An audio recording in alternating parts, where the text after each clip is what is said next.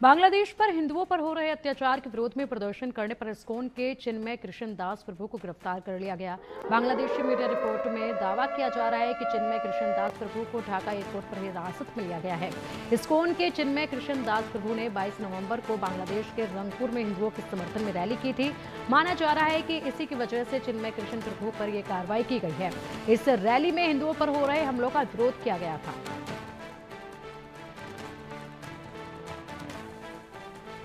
तो देखिए, बांग्लादेश में लगातार जिस तरीके से हिंदुओं पर अत्याचार वहां हो रहा है, अब उस पर कड़े कदम की बहुत सख्त जरूरत है, क्योंकि चिन्मय प्रभु ने हिंदुओं के पक्ष में रैली निकाली तो उनके साथ जिस तरीके से किया गया, उन्हें गिरफ्तार किया गया,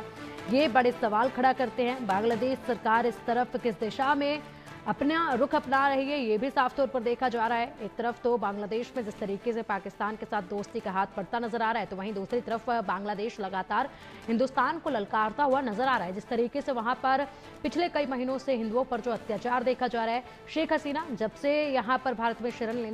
ले आई हैं, तब से लगातार वहां पर हिंदुओं के घरों में पहले जाकर तोड़फोड़ की गई, उसके बाद हिंदुओं के साथ जो बर्बरता की गई वो तस्वीरें सामने आई, और अब एक बार फिर से यहाँ पर चिन्मय प्रभु को यहाँ गिरफ्तार कर लिया गया है। यूनुस सरकार पर लगाया था हिंदुओं को बांटने का आरोप इन्होंने, और एक यात्रा निकाली थी, उस वक्त ये एक्शन इन पर लिया गया और इन्हें गिरफ्तार कर लिया गया। ऐसे में लगातार बांग्लादेश की जो सरकार है, जो अंतरिम सरकार है, यूनिस सरकार जो है, जिनको यूनेस्को शांति का नोबेल प्राइज भी दिया गया है, लेकिन बावजूद इसके उनका बांग्लादेश में जो हालात इस वक्त बने हुए हैं, खास करके हिंदुओं को लेकर, वो कहीं काबू होते नजर नहीं आ रहे हैं, जिस पर बड़े सवाल लगातार उठ रहे हैं। और ऐसे में अब ये एक और मामला सामने आया जब इस्कॉन के चिन्मय प्रभु को गिरफ्तार कर लिया गया, क्योंकि वो यहाँ पर एक यात्रा निकाल रहे थे हिंदुओं के पक्ष में। जिस तरीके से हिंदुओं पर अत्याचार हो रहा है उसका विरोध वो कर रहे थे, क्योंकि लगातार ही इस्कॉन टेम्पल में भी घुसकर जो तोड़फोड़ की गई थी, वहाँ की चीज़ों को जिस तरीके से नुकसान पहुँचाया गया था, उस वक्त भी कोई एक्शन जो है वो देखा नहीं गया था। हालांकि